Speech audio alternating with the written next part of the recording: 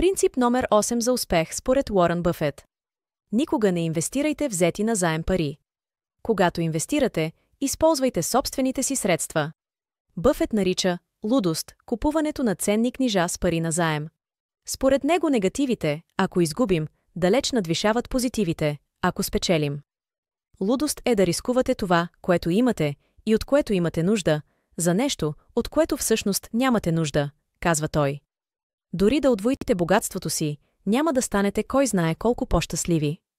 Ако вземете заем, за да инвестирате, стратегиите ви ще бъдат твърде тясно обвързани с необходимостта да върнете парите.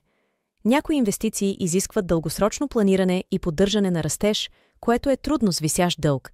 Ако си като повечето хора, които искат да бъдат успешни, но също така да спят спокойно и да имат щастлив живот, то в книгата Уорън Бъфет «Принципите на парите и успеха» ще научиш как да постигнеш това.